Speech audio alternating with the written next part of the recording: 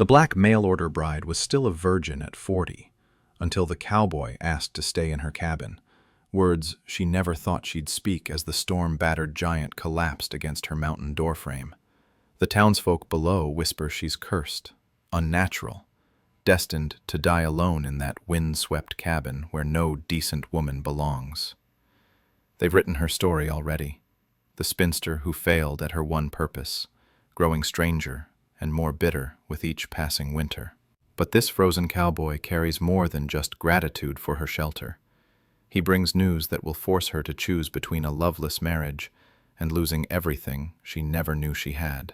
The inheritance deadline ticks toward a terrible choice, while dark forces in the valley below have their own plans for the woman they've spent years trying to break. Will she surrender to a marriage of convenience to claim her fortune, or trust the mysterious drifter whose arrival has awakened something she thought was lost forever? Before we continue, comment where you are tuning in from. Perhaps we will publish a story there. The wind howled through the mountain pines as Temperance Cole pulled her worn shawl tighter around her shoulders. At 40, she had grown accustomed to the bitter cold that seemed to seep into her bones each winter. The townsfolk of Cedar Ridge below called her unnatural, a woman her age living alone in a cabin perched on the mountainside like some wild creature. She stirred the pot of rabbit stew over her small fire. The isolation had become her armor against their whispers and cruel stares.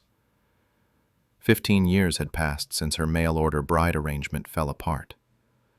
The shame still burned in her chest whenever she remembered walking into that church, only to find her intended groom had changed his mind. The whole town had witnessed her humiliation. Now they crossed themselves when she passed. Some called her a witch behind closed doors. Others simply pretended she didn't exist at all. The general store owner barely looked at her when she came down monthly for supplies. His wife would gather her children close, as if Temperance carried some curse that might spread. The storm outside grew fiercer. Snow pelted against her small windows like angry fists. She had learned to read the mountain weather better than any farmer in the valley. This blizzard would last 3 days at least. A heavy thud against her door made her freeze. Arms. He was enormous and solid muscle. Getting him inside took every ounce of her strength. She dragged him to her small bed near the fireplace. His lips had turned blue from the cold. His breathing came in shallow gasps. Temperance had seen enough death on this mountain to know hypothermia when she saw it. She stripped off his wet clothes and wrapped him in every blanket she owned. For the next hour she worked to warm his body. Hot water bottles against his chest, warm broth spooned carefully between his lips. Her grandmother had taught her the old ways of healing before the fever took her. The townspeople might call it witchcraft, but these methods had saved more lives than any doctor in the valley. On the second day, he opened his eyes. They were deep brown and kind, despite the pain etched across his weathered face. He appeared to be a cowboy from his calloused hands and sun-damaged skin. A messenger's satchel sat beside his wet clothes. He tried to speak, but his voice came out as a harsh whisper. "Rest," she told him firmly. "You nearly died out there." He nodded and closed his eyes again. She continued to tend him with broths and herbal teas. Something about his presence felt different from other men she had encountered. He didn't look at her with suspicion or disgust. There was no judgment in his gaze. By the third day, he could sit up and speak clearly. His name was Marcus Sullivan, but he asked her to call him Mac. He had been riding through the mountains when the storm caught him. Her cabin light had been the only sign of life for miles. "I was looking for someone," he said carefully. "A woman named Temperance Cole." Her blood went cold. No one had reason to seek her out except to bring bad news. She nodded slowly and waited. Mac reached for his satchel with unsteady hands. From inside, he pulled out official-looking documents sealed with red wax. Legal papers that looked expensive and important. "Your great-aunt Cordelia passed away in California last month," he said gently. "She left you something in her will." Temperance stared at the papers. She had never heard of any great-aunt Cordelia. Her family had been small joke or confidence scheme. "Word will spread," she said finally, "once people know about the money." Mac nodded grimly. They both understood what that meant. The same men who had scorned her for 15 years would suddenly find her very appealing, not for herself, but for the fortune attached to her name. She looked at this stranger who had brought news that would change everything. Her quiet life of isolation was about to become a battleground. Every unmarried man in 3 counties would come calling with false promises and greedy hearts. The question that haunted her most was simple. Could she find real love in 2 months? Or would she be forced to marry for survival once again? Word spread through Cedar Ridge like wildfire on dry grass. Within 3 days of Mac's recovery, every soul in town knew about Temperance Cole's inheritance. The woman they had called cursed and unnatural suddenly became the most sought-after bride in the territory. The first suitor arrived before dawn on Thursday. Edmund Cross knocked on her door with his hat in his hands and greed in his eyes. The banker, who had refused her credit for 15 years, now spoke of partnership and mutual benefit. "A woman of your age needs security," he said with false concern. "I can manage your finances properly." Temperance watched his calculating gaze sweep over her cabin. He was already mentally spending her money. She sent him away with cold politeness. Tommy Pike came next. The young ranch hand stammered through a proposal that sounded rehearsed. His family owed money to half the businesses in town. Marriage to Temperance would solve their problems overnight. "I'd be good to you, Miss Cole," he promised, with desperate eyes. "Real good." She knew he saw dollar signs instead of a woman. Another rejection. The parade continued throughout the week. Men who had crossed the street to avoid her now proclaimed their hidden affection. Widowers with children spoke of convenience and companionship. Even married men hinted at arrangements that made her stomach turn. Mac watched it all from his makeshift bed in her barn. He had insisted on staying to help her navigate the chaos. Something about the town's hostility toward her seemed wrong to him. Campaign against temperance for years. "You have a duty to marry within the church," Martha added. "Someone respectable, who can guide you properly."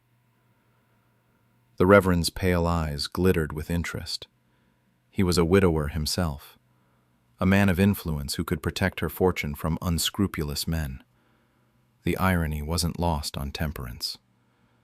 "I appreciate your concern," she replied carefully, "but I'm capable of making my own decisions." Whitmore's smile grew cold. "Pride comes before a fall, sister. The Lord provides opportunities, but also consequences for those who refuse his blessings."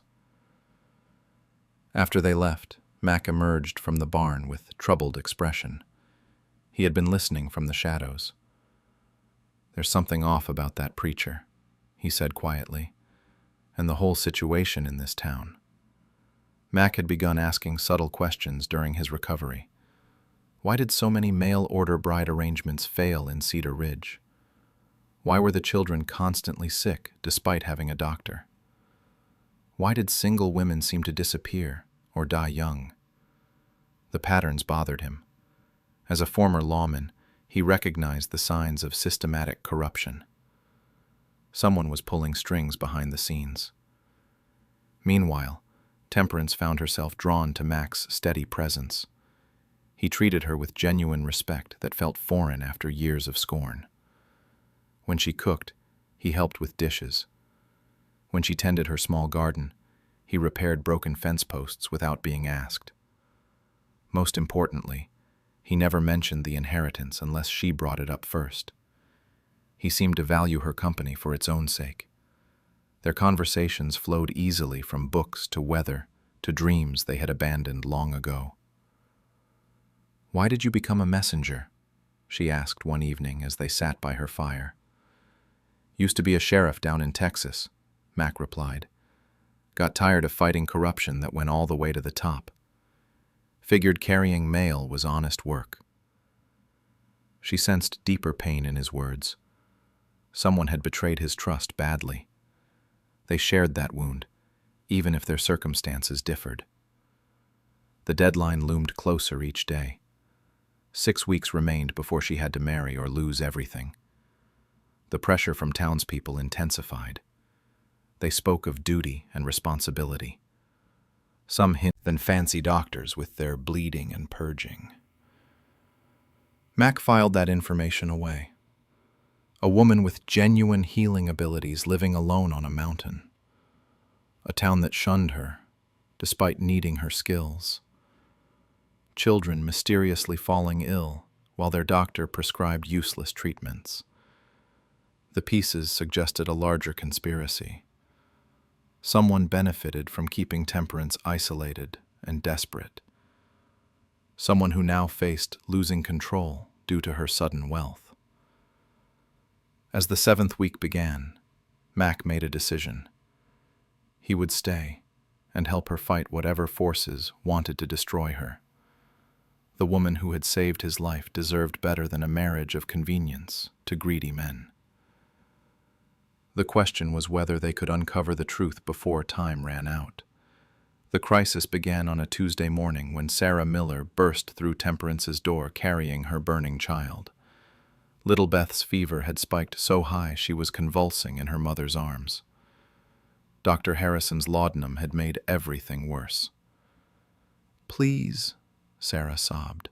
"She's dying, and I don't know what else to do." Temperance took the child without hesitation. Beth's skin felt like fire.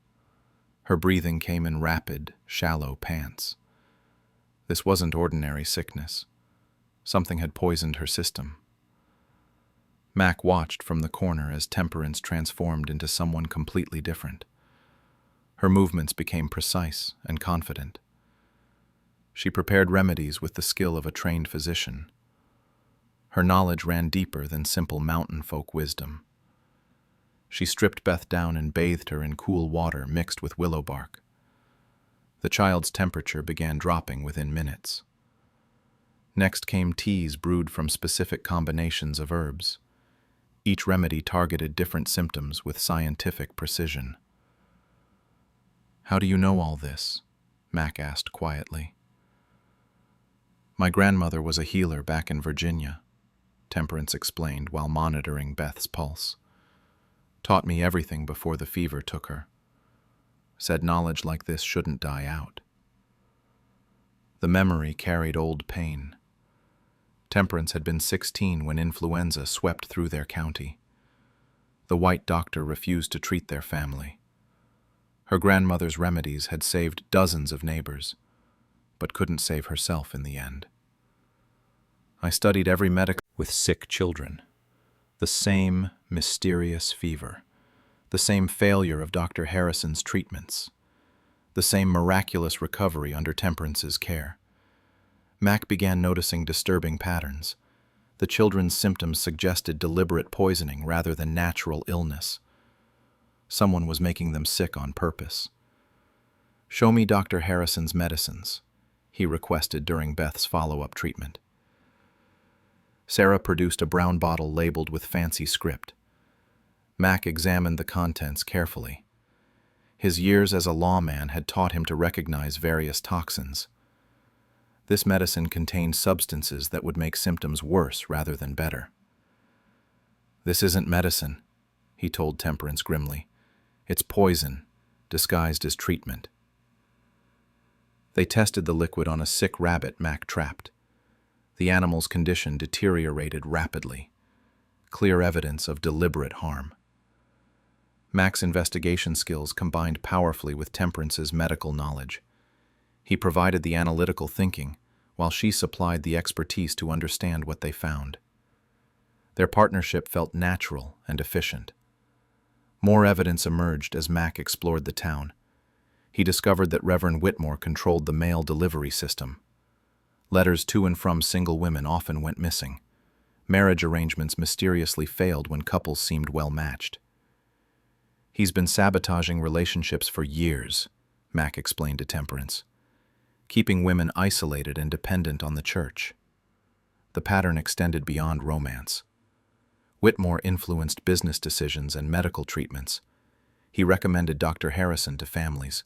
He decided which strangers could stay in town. He controlled information flow through selective mail delivery. "But why target me specifically?" Temperance asked. Mac studied the inheritance documents again. Something had bothered him since the beginning. The timing felt too convenient, too orchestrated. "What if your great-aunt's death wasn't natural?" he suggested carefully. "What if someone knew about the inheritance before you did?" The possibility chilled them both. If Whitmore had advanced knowledge of the will's conditions, he could have planned this entire situation. The marriage deadline, the sudden pressure to choose quickly, the limited options presented to her. "He wants to force you into marrying him," Mac realized, "then eliminate you once he has legal access." Deadline approached. 5 weeks remained before Temperance had to marry or lose everything. Whitmore was increasing pressure through his Sunday sermons and private visits. "We need proof," Mac said, "something that will convince the whole town." But gathering evidence proved dangerous. Whitmore had allies throughout Cedar Ridge. Dr. Harrison followed his orders without question. Other prominent citizens owed him favors or feared his influence. Mac discovered his own presence was becoming problematic. Whitmore had begun spreading rumors about the strange drifter living in sin and with the mountain witch. Soon they would face demands for his arrest or expulsion. "Maybe I should leave," Mac suggested reluctantly. "Protect you from association with me." "No," Temperance said firmly. "I won't face this alone anymore." Her decision marked a turning point. For the first time in 15 years, she chose to trust someone completely. Mac represented her chance at genuine partnership instead of convenient marriage. Together they prepared for the confrontation that would determine both their fates. The breakthrough came when Mac searched Dr. Harrison's office while the man attended Sunday service. Inside a locked drawer, he found bottles of the same poison being given to children. But these containers bore different labels. Medicine that should heal instead contained substances designed to harm. Temperance examined the evidence with growing horror. The compounds would cause exactly the symptoms she had been treating: fever, convulsions, and eventual death if left untreated. Someone was systematically poisoning Cedar Ridge's children. "Why would they do this?" she whispered. Mac had seen similar schemes during his law enforcement years. Creates dependency. Families get desperate and turn to whoever promises help. In this case, the church. The pattern became clearer as they investigated further. Sick children meant desperate parents. Desperate parents donated more money to the church. They also became more willing to accept Reverend Whitmore's guidance about community matters. But the conspiracy went deeper than simple extortion. Mac discovered financial records showing massive theft from church funds. Whitmore and Harrison had been skimming money for years while providing fake treatments and false hope. They need a scapegoat, Mac realized. Someone to solution to multiple problems. Their investigation had to remain secret while they gathered more evidence. But Whitmore was becoming suspicious of Mac's extended stay. Pressure mounted for the stranger to move along or face arrest as a vagrant. The confrontation began on Wednesday when Whitmore arrived with 3 other men, church deacons who served as his enforcers in the community. Their faces showed righteous anger mixed with barely concealed greed. "This situation has gone on long enough," Whitmore announced. "A godly woman doesn't live in sin with strange men." Mac stepped forward calmly. His years as a lawman had prepared him for moments like this. I sleep in the barn and help with chores. Nothing improper has occurred. The appearance of evil is evil itself, Whitmore replied smoothly.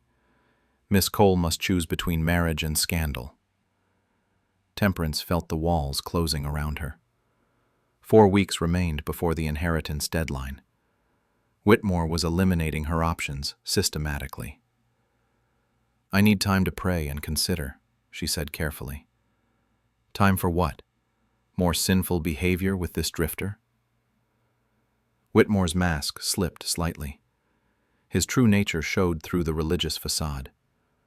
Mac recognized the threat in the man's voice. Violence lurked beneath the pious words. They were running out of time to expose the conspiracy. That night, Mac made preparations to leave. Not from fear, but to protect Temperance from further association with him. His presence was giving Whitmore ammunition to destroy her reputation completely. "Where will you go?" she asked as he packed his few belongings. "Somewhere safe until I can bring back help," Mac replied. "A federal marshal or circuit judge who isn't under Whitmore's influence." But they both knew help might arrive too late. The marriage deadline would pass while Mac sought outside assistance. Temperance would lose everything, or be forced into a union that would likely end in her death. "There has to be another way," she said desperately. Mac studied their evidence again. Poison bottles, financial records, and testimony from grateful parents whose children she had saved. Enough to convince honest people, but not necessarily enough to overcome Whitmore's influence in Cedar Ridge. "We need someone local to support our accusations," he decided. "Someone the community trusts more." Confrontation. Present their evidence before the entire community and hope truth would prevail over corruption. The plan carried enormous risks. If they failed, both would likely face violent retaliation from Whitmore's supporters. Mac could be killed, as an outsider making false accusations. Temperance could be declared mentally unstable and committed to an asylum. But doing nothing guaranteed her destruction anyway. At least fighting back offered a chance at justice and freedom. "When do we make our move?" Temperance asked. "Sunday, after church service," Mac replied, "when everyone's gathered and feeling righteous." 3 days to prepare their case. 3 days to find additional evidence or allies. 3 days before they risked everything on a single moment of truth. Temperance looked at the man who had changed her life in ways she never expected. Mac represented her first taste of genuine partnership and respect. Losing him would hurt worse than losing the inheritance. "Whatever happens, I'm glad you stayed," she said quietly. Mac nodded with understanding. Some battles were worth fighting regardless of the odds. This woman deserved better than the fate Whitmore planned for her. Sunday couldn't come soon enough. Sunday morning arrived with crisp autumn air and nervous tension. The entire population of Cedar Ridge packed into the small church for what they expected would be a normal service. Temperance sat in the back pew with Mac beside her. Their evidence was hidden in a leather satchel at her feet. Reverend Whitmore delivered his sermon with unusual fervor. He spoke of moral purity and the dangers of harboring strangers. His pale eyes found Temperance repeatedly as he warned about women who rejected godly guidance. "Some among us have allowed pride to corrupt their judgment," he proclaimed from the pulpit. "They consort with drifters and reject the sanctity of Christian marriage." Murmurs rippled through the congregation. Everyone knew he meant Temperance and Mac. The pressure was building toward some kind of public confrontation. After the closing hymn, Whitmore called for the community to remain seated. He had important matters to discuss regarding moral standards and proper behavior. "Miss Cole has been living in sin with this stranger for weeks," he announced dramatically. "Such behavior cannot be tolerated in a God-fearing community." Through the church windows. "Dr. Harrison has been deliberately making your children sick," Mac announced. "These bottles contain poison disguised as medicine." Shocked gasps filled the church. Parents who had used Harrison's treatments stared at the evidence with growing horror. Dr. Harrison jumped to his feet from the front pew. His face had gone pale, but he tried to maintain composure. "This is preposterous," he stammered. "That man is obviously disturbed." Mac had anticipated this reaction. He pulled out the test results from their experiments on the sick rabbit. Clear documentation of how Harrison's medicine caused harm rather than healing. "Miss Cole has been secretly treating your children because she knew something was wrong," Mac explained. "Her remedies work because she's been counteracting the poison you've been paying for." Sarah Miller stood up, shakily, from the middle of the congregation. Her daughter Beth clung to her skirts with healthy pink cheeks. "It's true," Sarah said in a trembling voice. "Dr. Harrison said Beth was going to die. Miss Cole saved her with herbs and teas." Other parents began nodding and whispering among themselves. They remembered their children's mysterious illnesses and miraculous recoveries after visiting the mountain cabin. Whitmore tried to regain control of the situation. "You're listening to a stranger make wild accusations against respected members of our community."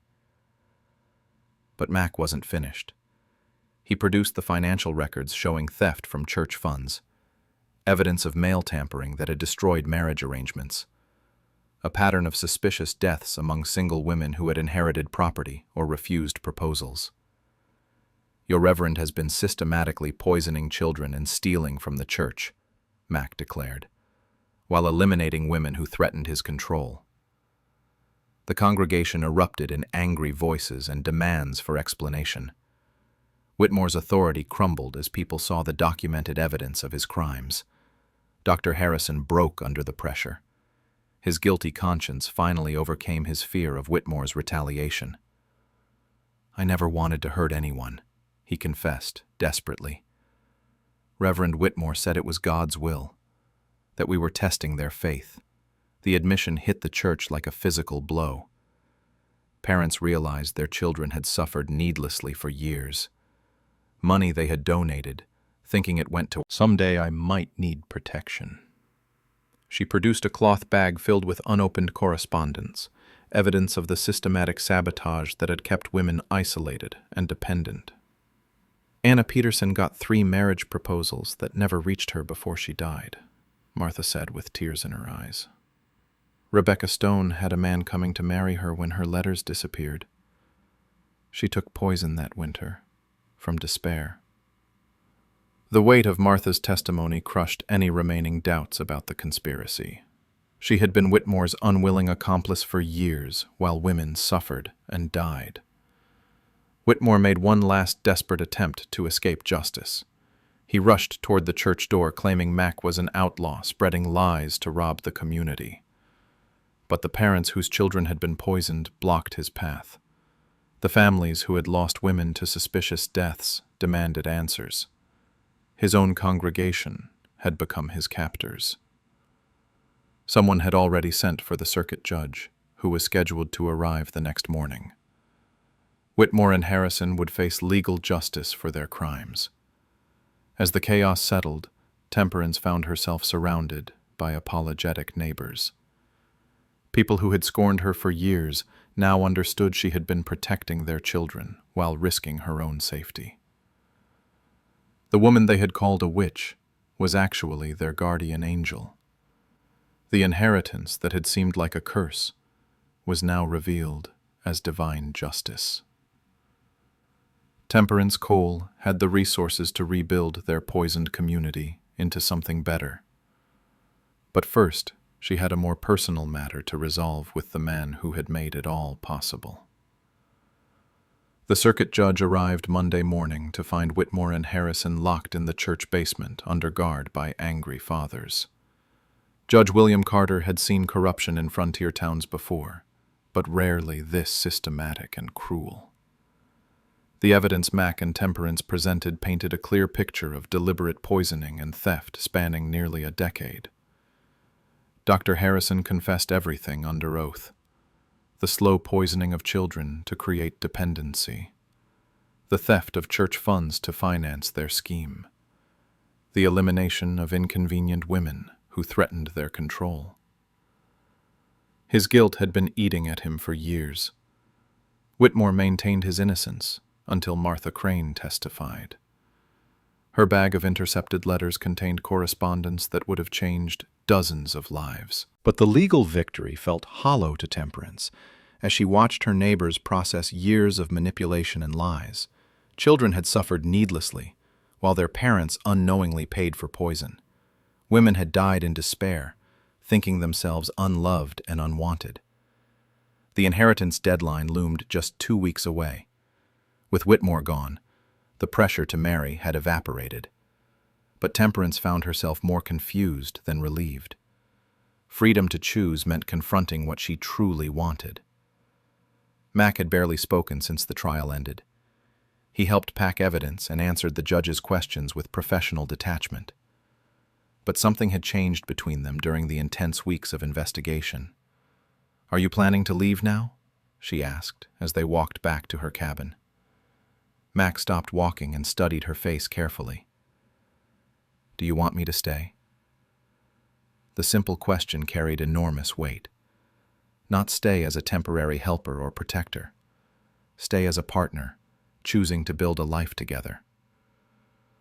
"I don't know if I remember how to trust my own feelings," she admitted. "Everything happened so fast with the inheritance and the conspiracy." Mac nodded with understanding. Her whole world had transformed in a matter of weeks. The woman who had lived in isolation suddenly found herself wealthy and respected. The adjustment would take time. "What if we forgot about the inheritance for a moment?" he suggested. "What if there was no money involved at all? Would you still want me here?" Temperance considered the question seriously. Mac had seen her at her most vulnerable and never used that knowledge against her. He had risked his life to expose the truth when he could have simply ridden away. Most importantly, he had treated her with consistent respect from their first meeting. "Yes," she said quietly. "I think I would." Max smiled for the first time since the trial. "Then the money doesn't matter. We can build something real together." They decided on a simple ceremony the following Saturday. No elaborate church wedding with judgmental crowds. Just a quiet exchange of vows in her mountain cabin, with Judge Carter officiating before he left town. Martha Crane surprised everyone by asking to help with preparations. The widow, who had once led gossip campaigns, now seemed determined to make amends through service. To love her for who she was rather than what she possessed. Temperance spoke of finding home in an unexpected place, not just the physical cabin, but in Mac's steady presence and unwavering support. She promised to trust him with her heart after years of protecting it from harm. The ceremony ended with a kiss that felt like the beginning of something entirely new. Not the desperate union of two lonely people, but the conscious choice of partners who had found each other through adversity. Their wedding feast consisted of venison stew and fresh bread shared around her small table. Martha regaled them with stories of the town's better days, before Whitmore's influence corrupted everything. Sarah spoke hopefully about rebuilding the community around truth instead of fear. As evening approached, Mac and Temperance discussed their plans for the inheritance money. Neither wanted to hoard wealth while their neighbors struggled with medical bills and lost savings. They decided to establish a proper medical clinic, with Temperance as the primary healer. Her combination of traditional knowledge and formal study would serve the community better than any replacement doctor. Mac would handle administration and help train others in basic medical care. The remaining funds would build a real school to replace the inadequate church basement classes. Cedar Ridge's children deserved education that would prepare them for a changing world. Martha accepted their invitation to run the school. Her years of hidden literacy and suppressed intelligence finally had an outlet. She would teach the next generation to think critically and question authority when necessary. 6 months later, Temperance Cole Sullivan stood in the doorway of the new medical clinic, watching children play safely in the schoolyard. The woman once called a witch had become the town's most respected citizen. Her husband worked beside her, not as a superior, but as an equal partner. The inheritance that began as a burden had transformed into a blessing for the entire community. But the real treasure was the love she had discovered with a storm-beaten cowboy who asked to stay in her cabin.